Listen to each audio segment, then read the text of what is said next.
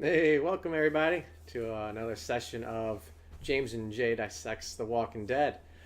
Today we're going to be talking about a previous season. We're going back to season 6 and just particularly the first half.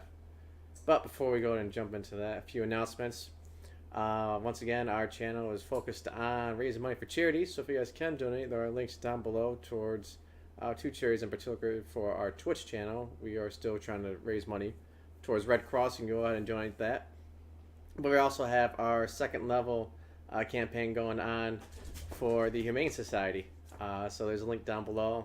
I think everyone part of Echo 5 Studios loves animals and has adopted at least one themselves. In some cases, 3 or 4 or 5. But if you guys can't donate, that's okay. We understand that. What you can do to help us out is just like, subscribe, and follow us on the social media. So Twitch, Twitter, Facebook, Instagram, particularly YouTube. We need more subscriptions, more people subscribing to our channel, comments, likes, boost us up in the metrics. Watch our videos there, and because right now we're not able to gain ad revenue until we hit a certain amount of numbers. So please help us out if you guys can. Yeah, I think that was the announcements for right now. Thanks everybody for tuning in. Once again, we are in the process of moving over here at the Jay and Kelsey household, so we don't have any of our light systems up. We only have the one camera going right now, so everything's a little off. But once we get situated in a new place, we'll be back to normal. But James, season 6, arguably, not arguably, definitively the best season of The Walking Dead. I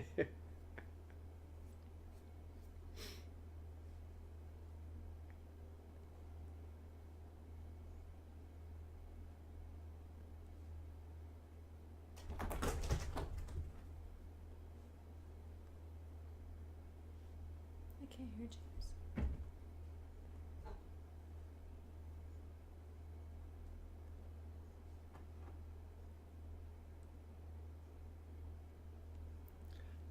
uh, 1 second, James. Actually, Kelsey's trying to listen. And she can't hear you. Can you hear me fine now? I could. Yes, I can. You can hear me fine, but not him. Let me see what's going on with you. Default speakers. Let's see here. Sounds. Playback.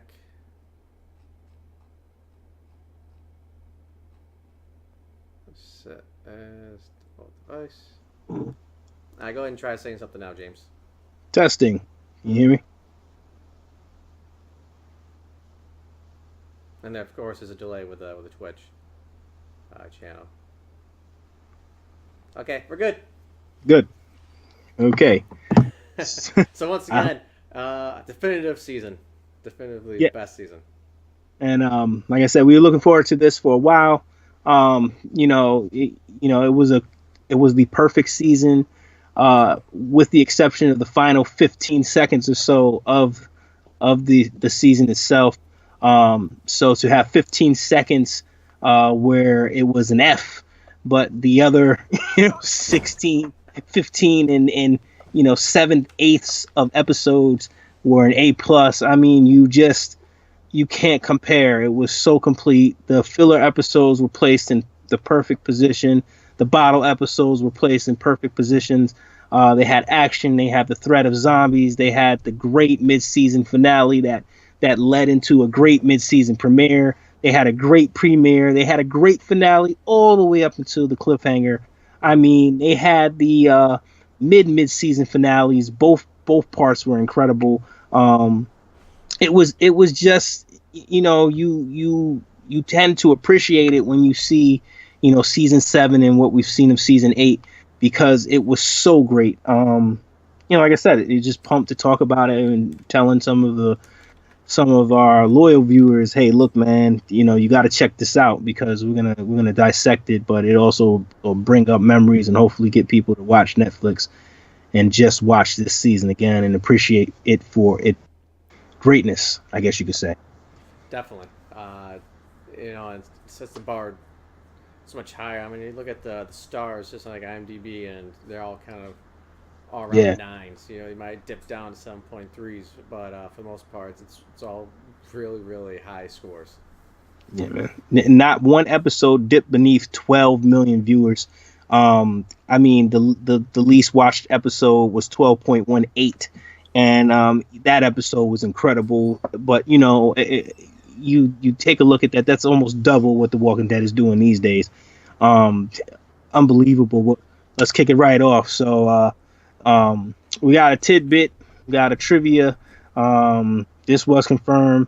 The guy that played Carter, Ethan Embry, originally tried out for Rick Grimes and did not get it. That went to Andrew Lincoln instead. So can you imagine The Walking Dead with Ethan Embry as Rick Grimes and not Andrew Lincoln? So that was a tidbit. Of course, we saw Carter. He was the one who defied Rick toward the end of season. I mean, within season 5, and then in the first episode of season 6 before his demise. Super nice guy too, by the way.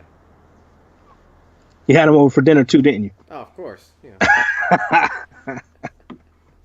All right, man. So I'll let Jay kick it off, man. What did you think of the first episode? First time again. So so they did a good job as far as contrasting present and past with a different coloring of the shots. And, you know, some viewers might be a little confused at first, but then it's like, oh, okay, that's the past, this is the present, this is what's, you know, this is what happened, this is what's going on.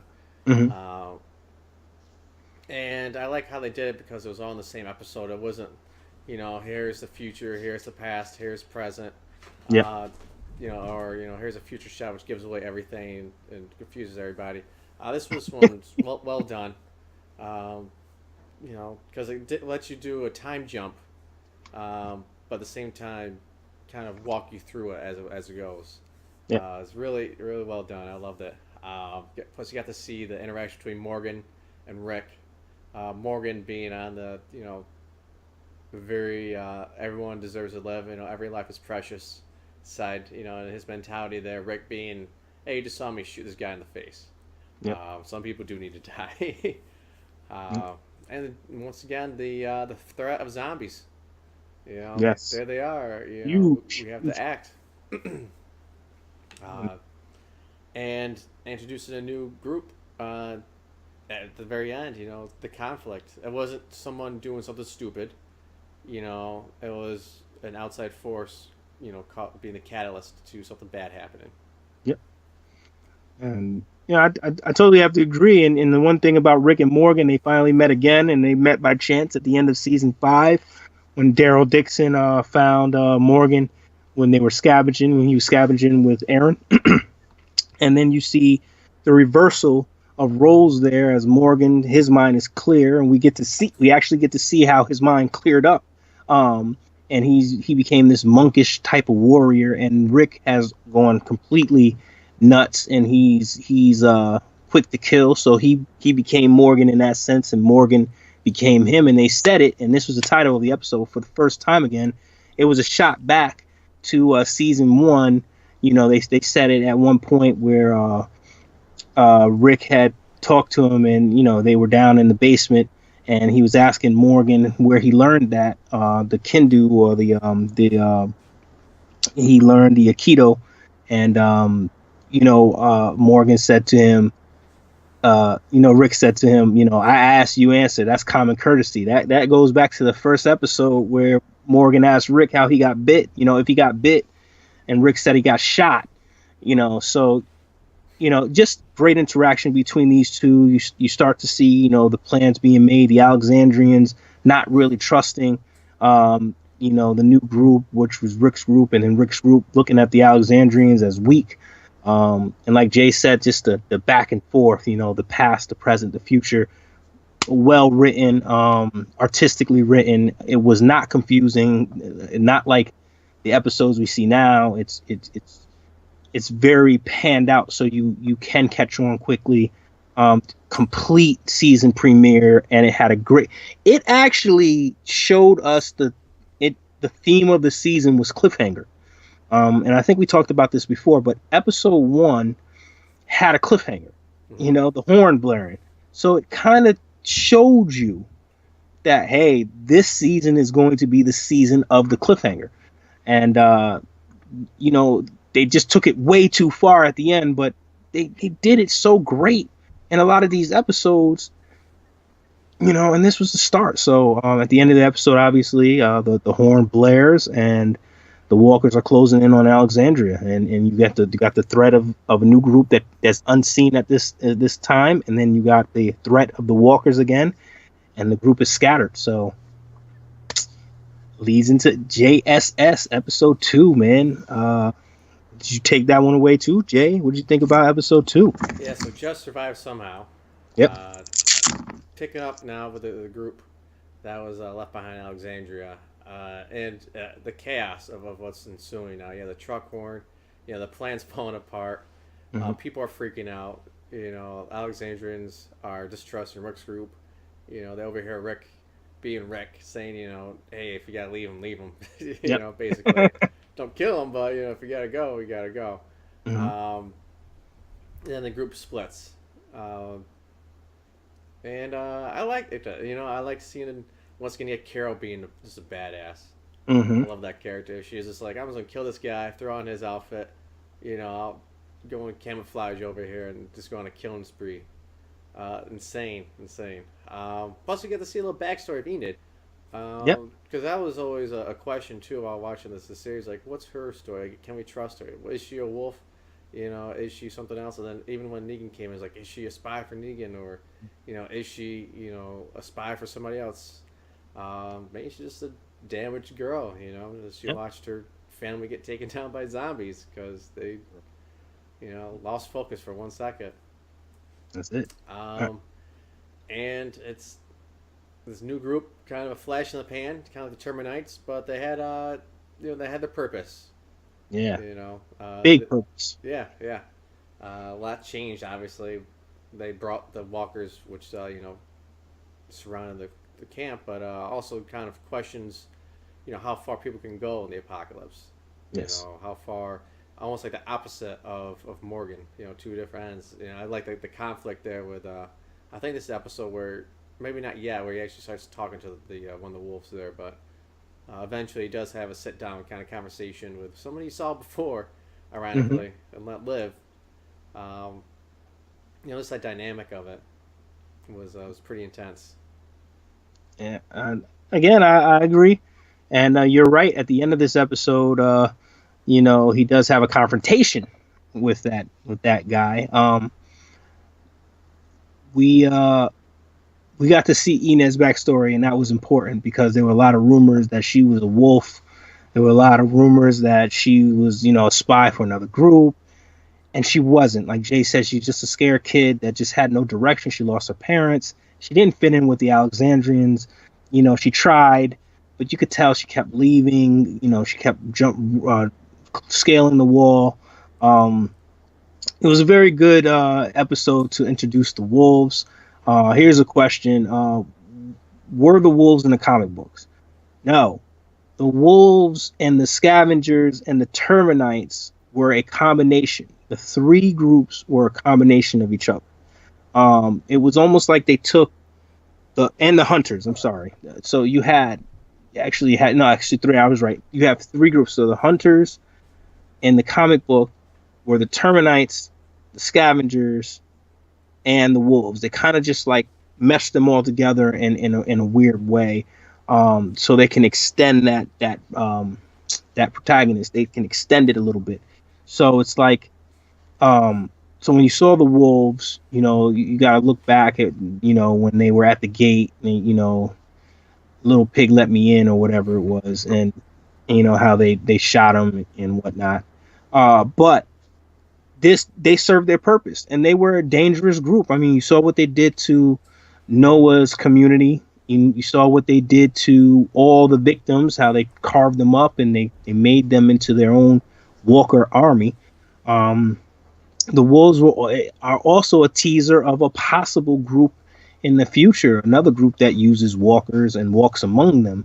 So, you know, this could be a tease to a bigger enemy in the future. But you know, having them and having it be so gory and, Carol coming out and being badass, and Maggie and Aaron, and Carl shooting a couple of the wolves, and what I'm saying, Morgan had a little bit of a martial arts scene, which I always love whenever you have martial arts mixed in with The Walking Dead. So it was another complete episode. It was a great follow up to a good first episode, and explain what the horn was, and then it cut to one of my favorite episodes, maybe my favorite episode of the season, and Thank You. And I think that episode pissed off a lot of people, but it did its job. And this was a cliffhanger that everybody should have appreciated, because obviously you pan into the Glenn and Michonne group, and how they're in the town, and that they're surrounded by walkers, and it brings back the threat of the walkers. It goes back to what Jay said, where Heath and Scott basically hear Rick say, leave these guys, our group is more important, these guys aren't shit. and Heath gets upset, and it causes internal turmoil between Heath and Michonne, and they're surrounded by walkers. And then at the end, they had an incredible herd corner the survivors, and one in particular, Glenn, with Nicholas on the trash dumpster. And then you had the fake Glenn death when Nicholas kills himself, and they both fall off the dumpster in a sea of walkers. And you thought that was the end of Glenn, and Jay and I, we were like, what the hell? What happened? We texted each other, and we said, it can't end like this. You can't end like this. But then again, we would have been satisfied if it did end like that, because that is an epic death. He gets torn apart by walkers. But you kind of knew something was up. Yeah. We use outside logic a lot of times. Yeah. Like, one, he's a main character. They want to give an ambiguous death to him. Two, Yeah. it wasn't in memoriam. No. Three, you don't kill a main character off without some sort of final goodbyes or something like that. Yeah. So I love this episode. I love how Nicholas, he turned out to be what Glenn thought he was in the end, a coward. And they try to tease it and say Glenn would never be the same again after this. Well, he was the same. The only thing he did different later on in the season was he killed his first person. But he was the same Glenn. It wasn't as if he became dark.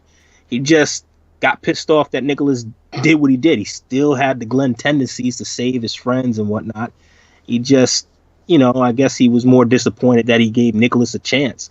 And you didn't see him not give Enid a chance, and you didn't see him not try to save his friends from walkers. So, this was a great episode. And then, of course, Michonne making it back, and Heath, and them losing so many people in this episode, and the zombies closing in once again to Alexandria, Rick being surrounded, by the walkers in the RV.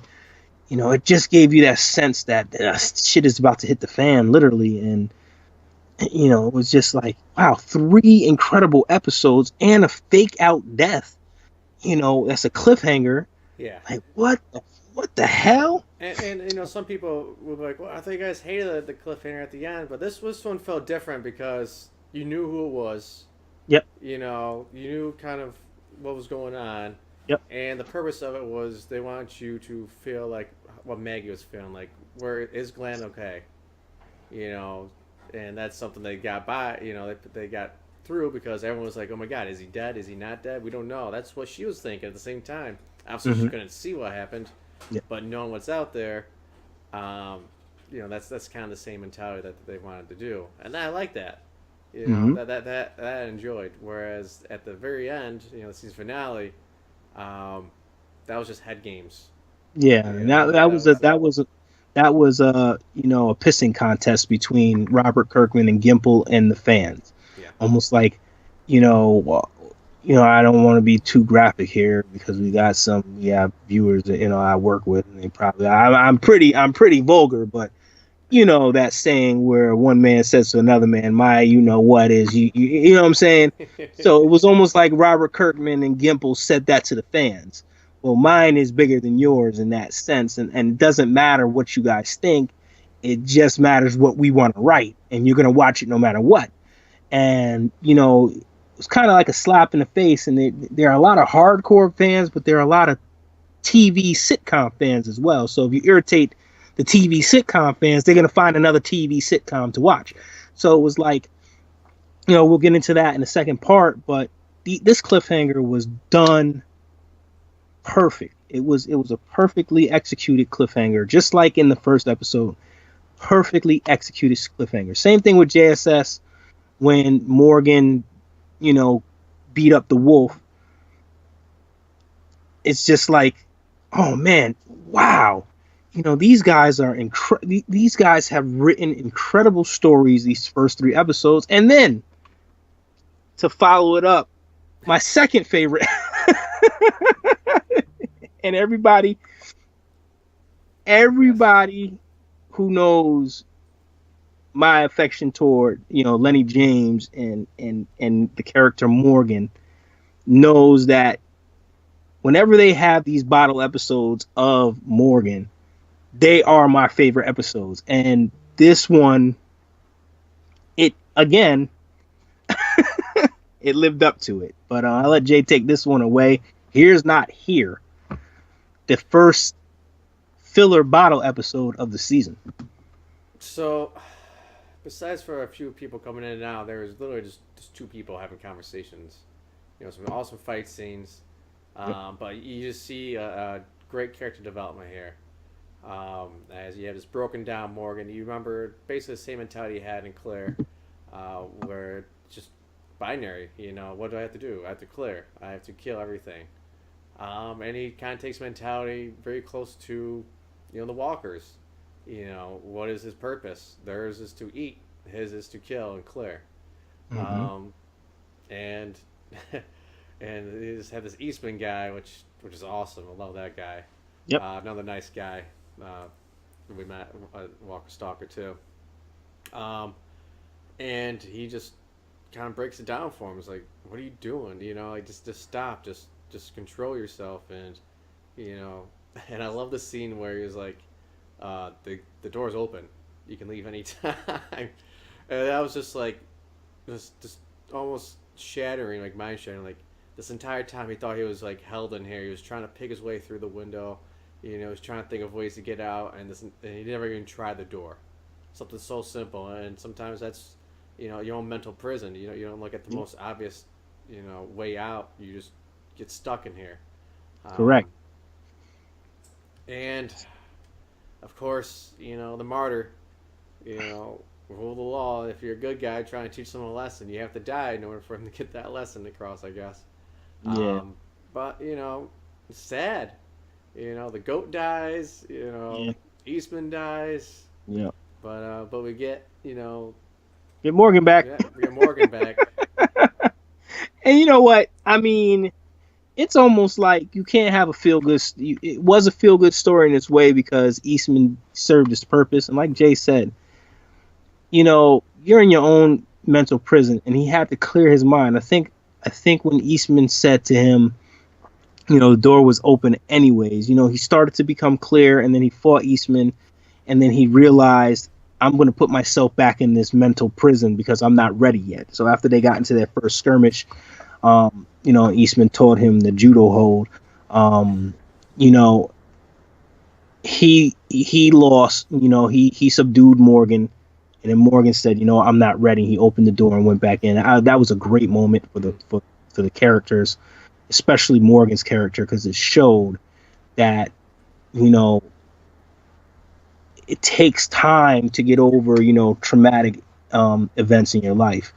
And he had seen the path now, and he had to be the one to walk the path at that moment. He wasn't ready to walk it. He saw it, but he wanted to be able to walk out of that door without somebody telling him to. So that's why he put himself back in that cell. But and Eastman saw himself a lot in Morgan too, because his background story is crazy. Yeah, he killed the prisoner that killed his family.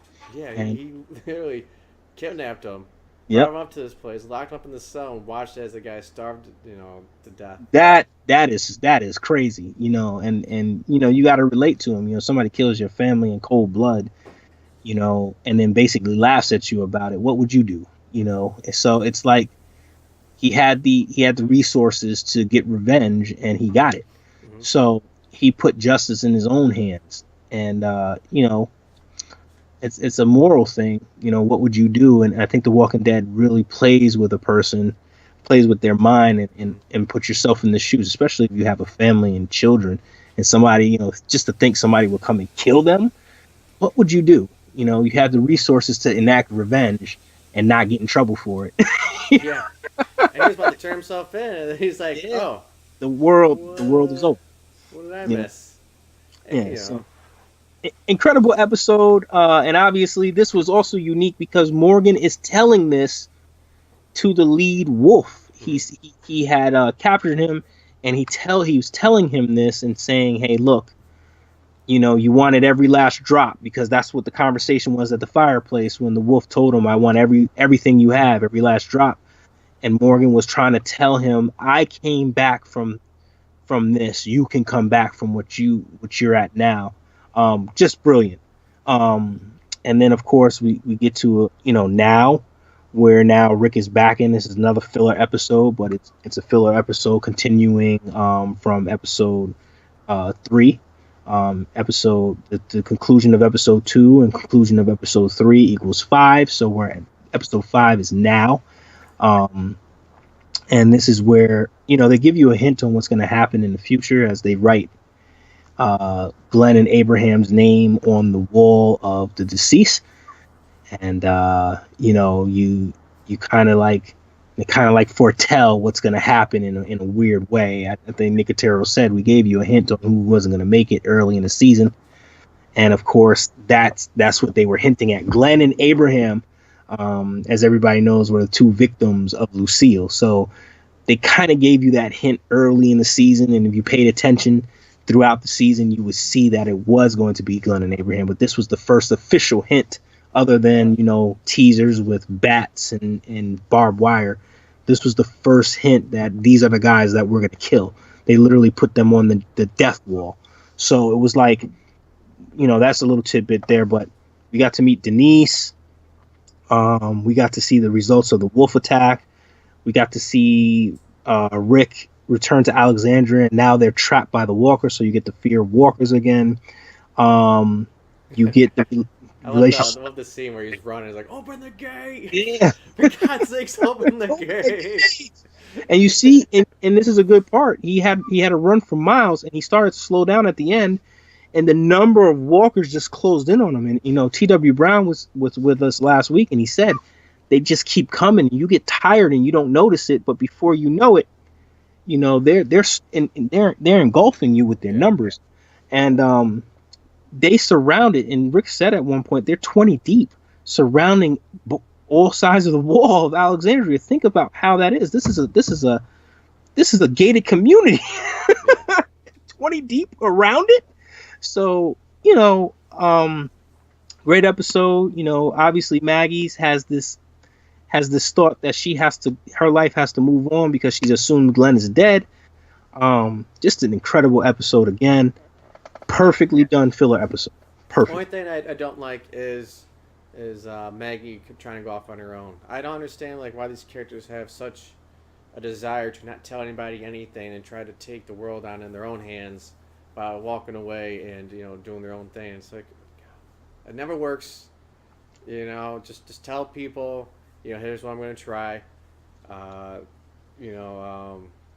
What's the one son there? Spencer. Spencer. It's the same thing with a grappling hook. He almost dies. Yep. Just tell people what you're doing. Either they're going to say, "Oh, that sounds like a great idea. Let's make sure you get supplies and we'll get you out there." Or, "Hey, don't be an idiot."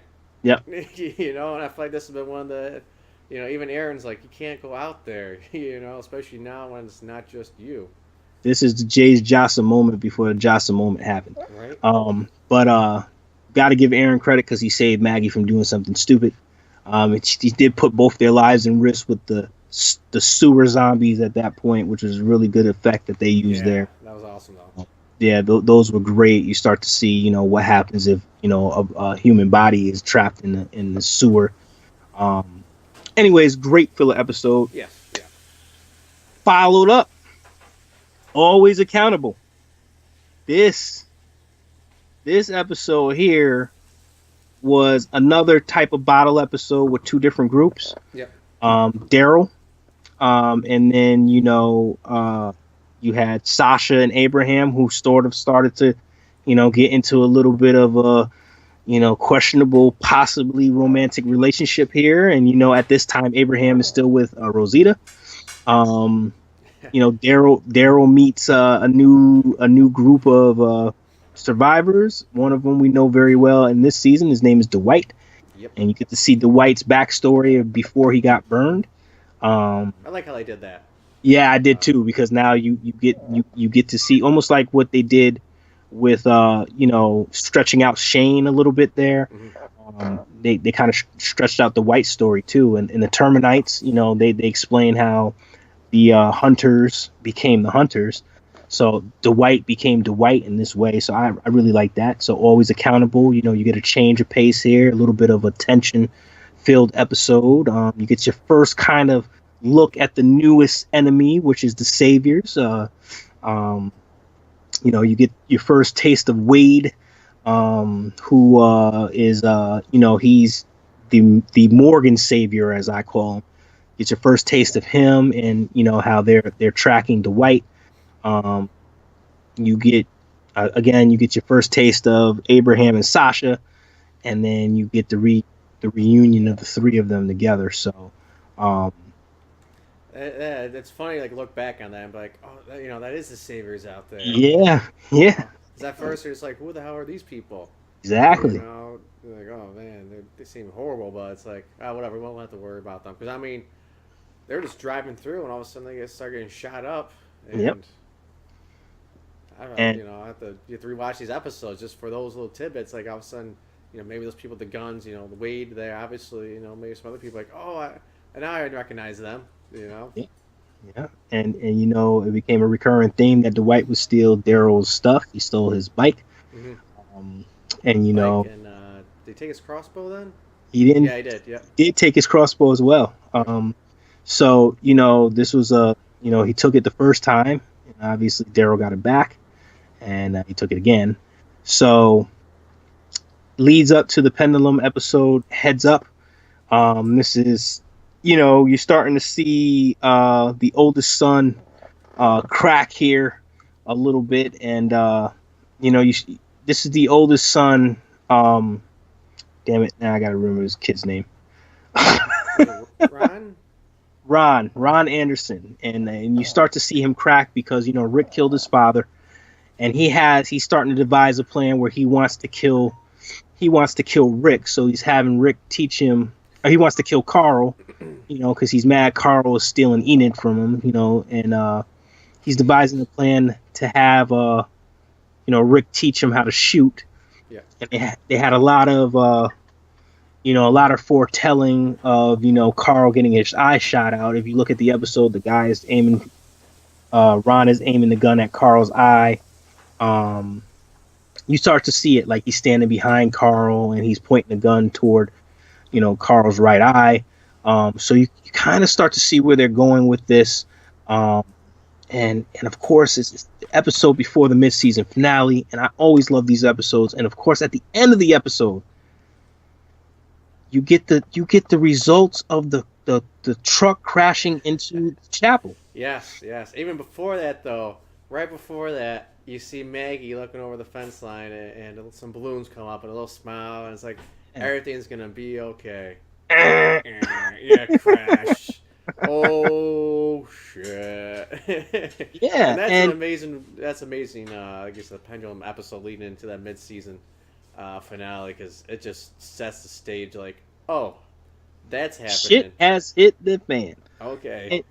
Exactly, and I love how they did it, and I love how they tied it into the first. Every little thing that happened in the first episode came to light for the mid-season finale. Everything was intricately connected, and it was just like, what a great way, to show the effects of that truck crashing into the chapel. What a great moment here.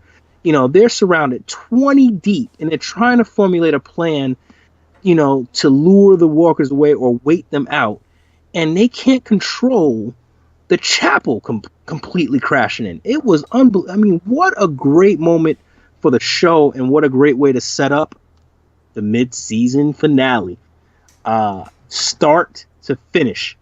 And this is where we said goodbye to Deanna Monroe. She went out like a warrior. She had one of the greatest death scenes I've ever seen. You didn't see her actually die. You saw her get bit. And then at the end, when she knows her time is up, she opens the door and she shoots about 4 or 5 walkers, and then, screams at them as if, like she had that 300 moment. Take me, I don't care. I'm not scared of you. And what a great character transformation for her. She went from, town official, town leader who's very timid and couldn't fight, to this woman who died for her town and died standing up. She didn't die on her knees. She died standing up. But we go back to the episode. The wall is breached. The walkers are in. The survivors have to take refuge in the houses. Of course, you got the wolf there. You got the conflict between Carol and Morgan. Yep. The wolf escapes. Of course. Holds hostage Denise. Yep. Yeah. You got the Carl and you got the Carl and Ron thing starting up a little bit there, where they fight in the garage.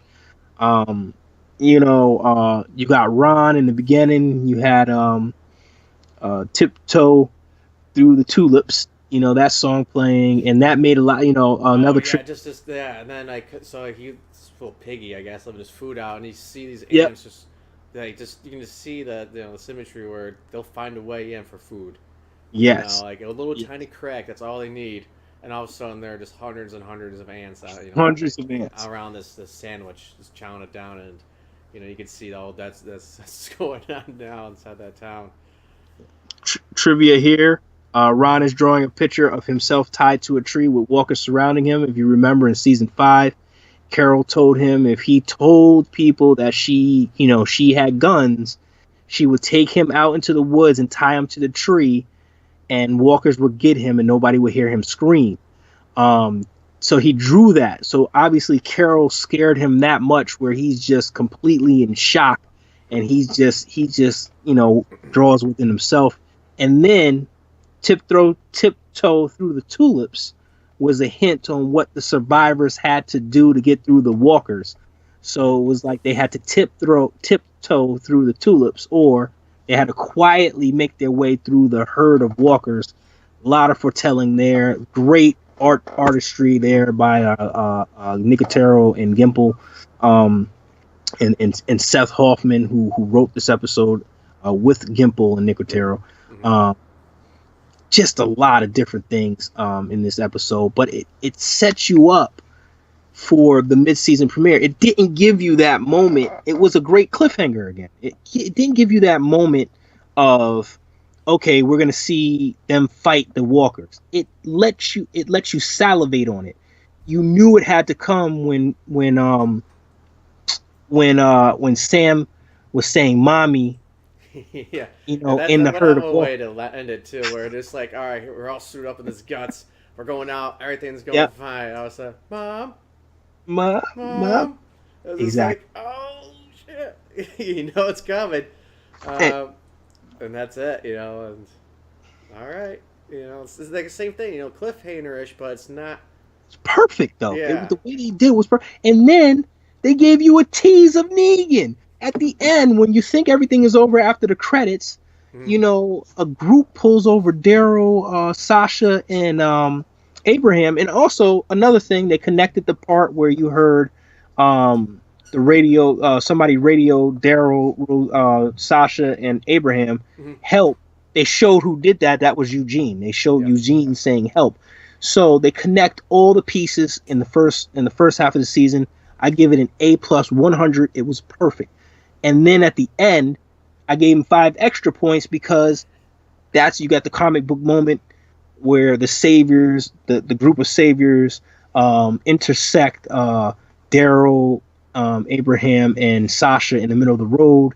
Tell them to give them everything in the truck, including the seats, the napkins, and the glove compartments, everything. And Daryl goes, "Why?" And he goes, "Because I'm like, who are you?" And he goes, "You're talking to Negan." It's He like, says something like, "Oh, that just belongs to you." And they're like, "Well, who's it belong to? All your property now belongs to Negan." Negan, and it's Dropping like that name bomb, and it's like, what? and then people really thought that was Negan, but obviously those weren't book viewers, so it was like, wow, unbelievable. First half of the season geared you up for the second half. It was just incredible. Jay and I probably texted every single episode here. We did forget that the reveal of Glenn was in the Pendulum episode, showing you how Glenn survived. And obviously, Jay said, yeah, and then they show him in a memorandum. And I said, you're right. So Jay knew that right away, that he wasn't dead.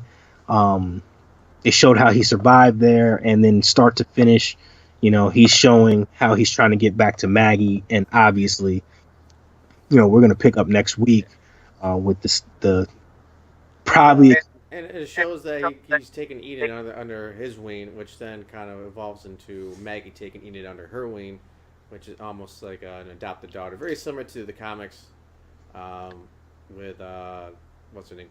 The comic books, Carol's daughter, who was still alive. Sophia. Yeah. Mm-hmm. So, similar situation. Obviously, with Carl going out, everything's fucked up now in the storyline. So actually next week we'll be moving into our new place, so we're going to take a break that Monday. Okay. So that following Monday, though, I think would be good. That's fine with me. That's a cliffhanger for you guys. So you guys get to have your own little mid-season break between our episodes. But incredible season. If you haven't watched it, check it out.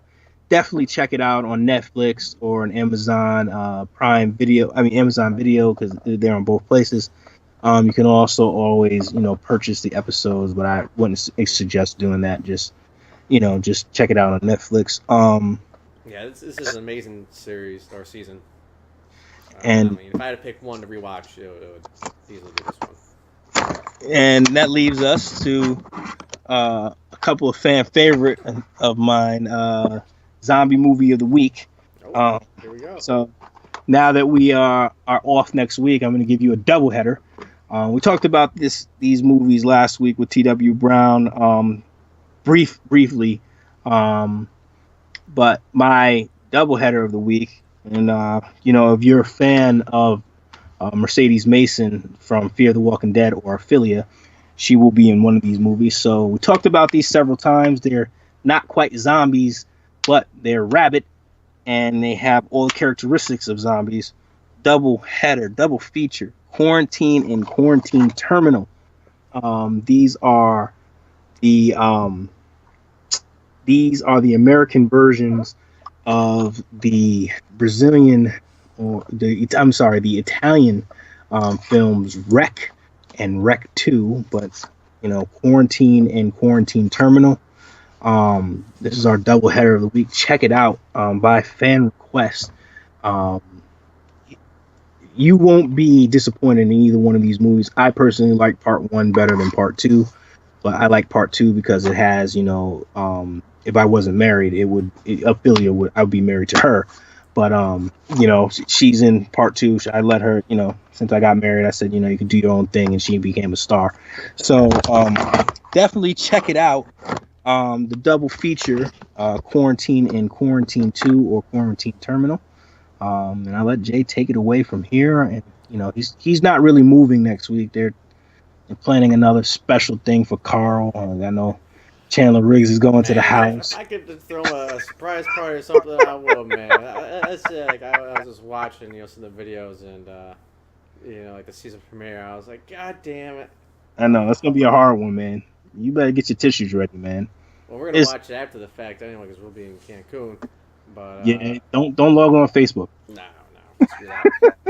First thing we're doing when we come home is we'll turn that on. Yep. But man, what a season!